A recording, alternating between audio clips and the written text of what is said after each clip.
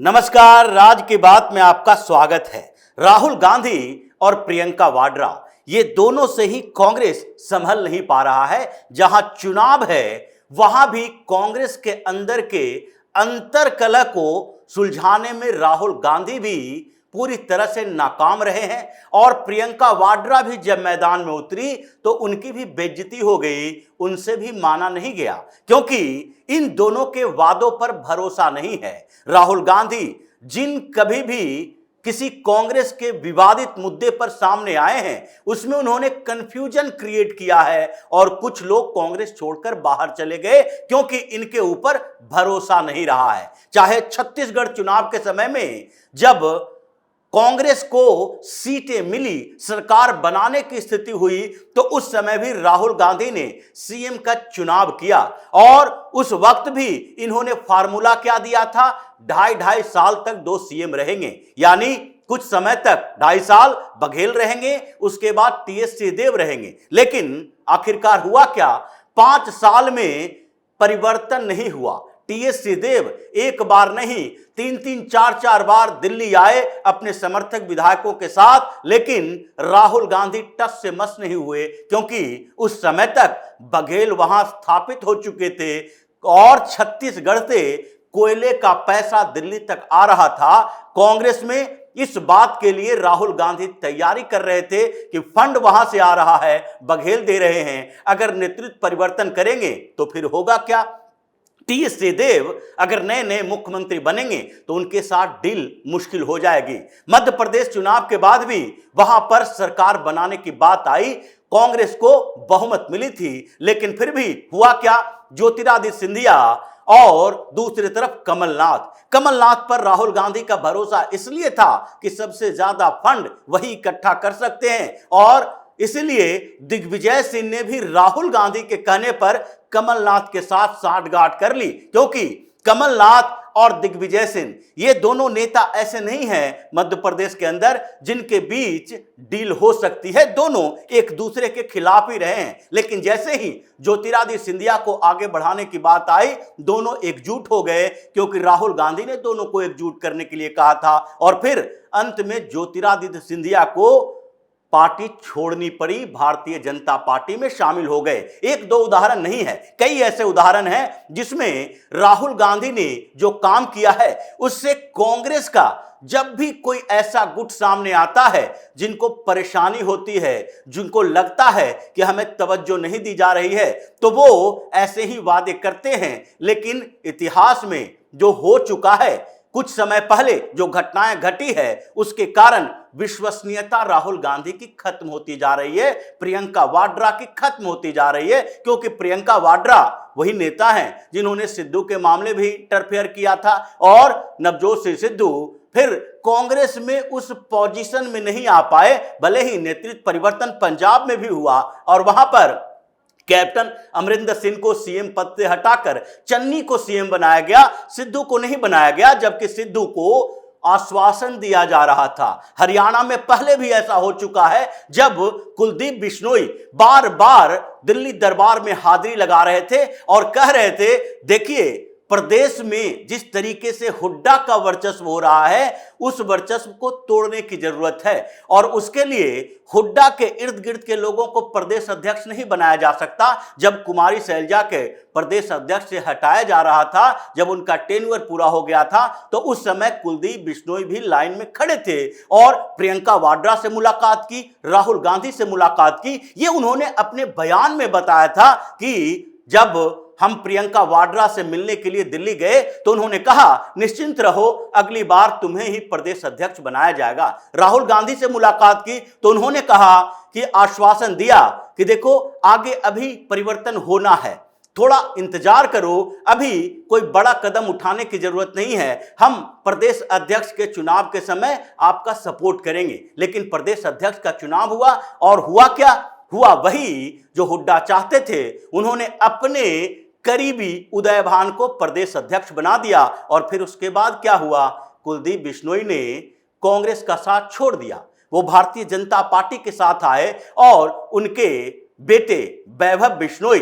उनको फिर से आदमपुर से चुनाव लड़वाया गया, भारतीय जनता पार्टी के टिकट से विधानसभा चुनाव में उनकी जीत हुई, उपचुनाव में उनको जीत मिली भारतीय जनता पार्टी के टिकट से। ये तो कई उदाहरण हैं जिसको लेकर अब शैलजा परेशान है। कुमारी शैलजा को जबरदस्ती दिल्ली से पकड़ पकड़ के हरियाणा तो ले जाया गया, लेकिन वो वहां टिक नहीं पाई, वहां पर प्रचार करने के लिए वो तैयार नहीं हुई। भले ही कुछ समय के लिए राहुल गांधी के साथ दिखाई पड़ी, लेकिन वो मैसेज नहीं दे पाई कि देखो वोटिंग के समय में हम अपने समर्थकों को, कांग्रेस को वोट देने के लिए कह देंगे। जब ये समस्याएं इन लोगों से नहीं सुलझी तो उसके बाद सोनिया के दरबार में बुलाया गया कुमारी शैलजा को।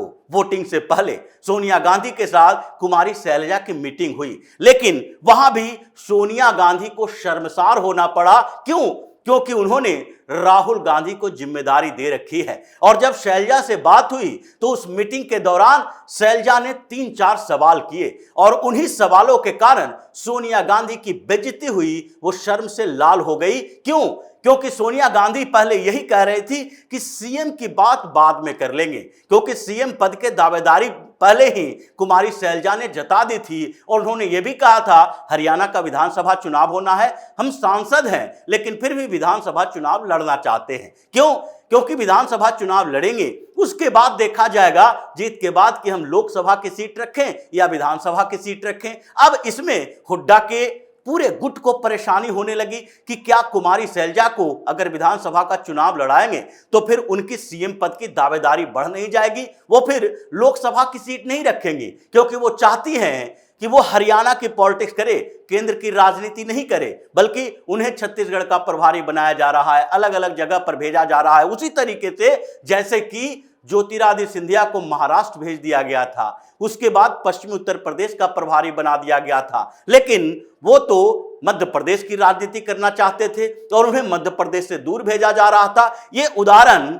अभी कुमारी शैलजा के पास है। इसलिए जब सांसद को चुनाव विधानसभा में लड़ने की बात हुई और ठीक उसी तरह से सुरजेवाला ने भी कह दिया कि हम भी चुनाव लड़ने के लिए तैयार हैं, विधानसभा में हम भी मैदान में उतरना चाहते हैं, तो राहुल गांधी कंफ्यूज हुए और फिर हुड्डा के साथ मिलकर एक नई रणनीति बनाई। दीपक बावरिया से कहलवा दिया गया कि कोई भी सांसद विधानसभा का चुनाव नहीं लड़ेगा। सीएम पद की दावेदारी की बात हुई, हुड्डा ने धीरे धीरे ऐसी चाल चली जिसके कारण कुमारी शैलजा और सुरजेवाला दोनों साइड में आ गए। लेकिन जब यह समस्या समाधान नहीं हो पा रहा था तो उसके बाद सोनिया गांधी के साथ शैलजा की मीटिंग हुई और शैलजा ने यही बात उठाई कि सबसे पहले तो विधानसभा चुनाव लड़ने पर हमें रोक लगा दिया गया। अगर विधानसभा चुनाव लड़ते और उसके बाद जीत भी होती तो आप लोग ये तय कर सकते थे कि हम हरियाणा की राजनीति करें या फिर केंद्र की राजनीति करें, यानी लोकसभा की सीट बनाए रखें। अगर विधानसभा की सीट छोड़नी होती फिर से उपचुनाव होता, इसमें समस्या नहीं थी, लेकिन फिर भी आप लोगों ने हमारे साथ धोखा किया है। दूसरी बात सीएम की दावेदारी को लेकर थी कि बार बार यह कहा जा रहा है कि सीएम की दावेदारी सुरजेवाला, शैलजा और हुड्डा ये 3 लोग कर रहे हैं, लेकिन आप लोगों ने एक निर्णय लिया कि विधायक दल की बैठक के बाद ही पता चलेगा कि जिनके समर्थन में ज्यादा विधायक होंगे वही सीएम पद का दावेदार होगा। अब इस स्थिति को समझिए, हमने सारी की सारी 90 सीटों के लिए आपके पास लिस्ट भेजी थी और हुड्डा और उदय भान का गुट ने भी आपके पास लिस्ट भेजी थी। स्क्रीनिंग कमेटी आपकी जो बैठी चुनाव में टिकट बंटवारे के लिए, तो उसमें हुआ क्या? उसमें एक बात सबके सामने रखी गई कि 72 जो कैंडिडेट हैं वो हुड्डा या उदय भान, यही दोनों के लोग हैं और हमारे पास केवल 10 से 12 कैंडिडेट आए। अब विधानसभा चुनाव के बाद परिणाम आएगा तो जो सबसे ज्यादा समर्थक विधायक उसी का होगा जिसके सबसे ज्यादा उम्मीदवार हैं। अगर 50% का भी रेशियो होता तो भी हम ये मान लेते कि आप लोग हमारे साथ इंसाफ कर रहे हैं, क्योंकि यहां पर ये जो रेशियो है वो 90 और 10 का है। तो ऐसे में जीत के बाद भी हुड्डा गुट का दबदबा रहेगा और भूपेंद्र सिंह हुड्डा नहीं तो फिर दीपेंद्र सिंह हुड्डा, दोनों में से कोई ही मुख्यमंत्री बनेगा। हम लोग हैं कहां पर? फिर उसके बाद बात जो सीएम पद की दावेदारी को लेकर आगे बनी कि देखिए जो अभी तक कांग्रेस में होता रहा है कि सीएम पद की दावेदारी के लिए विधायक दल की बैठक नहीं, आला कमान तय करेंगे। और यह तो कहने के लिए था कि विधायकों को तय करने का अधिकार दिया जाएगा, क्योंकि यह किसी राज्य में हुआ नहीं है। कमलनाथ हो या भूपेश बघेल हो या फिर सिद्धारमैया हो, हर जगह पर निर्णय दिल्ली में बैठ कर लिया जाता है। लेकिन इस पर भी शैलजा का सवाल था, और सवाल यही था कि जब दिल्ली में बैठकर फैसला लिया जाएगा तो मेरे पक्ष में फैसला की कोई उम्मीद नहीं है। 3-4 सवालों से सोनिया गांधी शर्मसार हो गई, उन्हें जवाब नहीं मिल रहा था, क्योंकि पीछे राहुल गांधी ने ऐसी बातें कही है। यह हरियाणा पर के चुनाव पर तो चर्चा हुई, मीटिंग में बेइज्जती वाली बातें हुई, और सोनिया गांधी के पास फिर से एक मीटिंग हुई सिद्धारमैया को लेकर, कि सिद्धारमैया को लेकर कर्नाटक में जो चल रहा है उसको लेकर कर्नाटक के कई नेता परेशान हैं। मीटिंग सोनिया गांधी ले रही थी इस बात के लिए भी कि जिस तरीके से कर्नाटक में करप्शन का एक ठप्पा लग गया है, बड़ा ठप्पा लगा है सिद्धारमैया के ऊपर। उनके खिलाफ 2 केस दर्ज हो चुके हैं, एक लोकायुक्त का एफआईआर है और दूसरा ईडी की भी एंट्री हो चुकी है। ऐसे में उन्होंने भी एक्सेप्ट कर लिया कि हमने करप्शन किया है, क्योंकि उनकी पत्नी पार्वती ने तो सीधे तौर पर कह दिया कि 14 प्लॉट जो हमें मूडा से मिले थे हम उसको सरेंडर कर रहे हैं। मूडा एक्सेप्ट भी कर चुका है, यानी कि 55 करोड़ रुपए दान में दे दिए।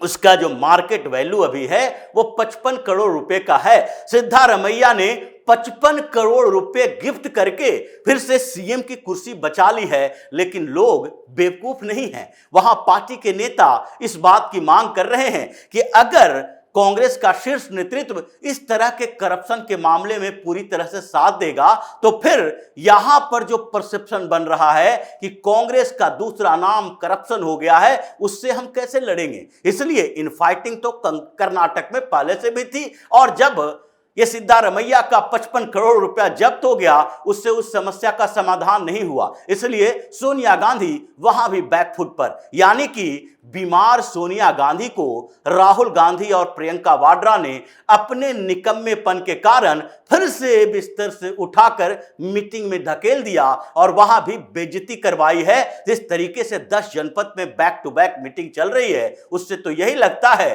कि अब कांग्रेस में बड़ा विस्फोट होगा।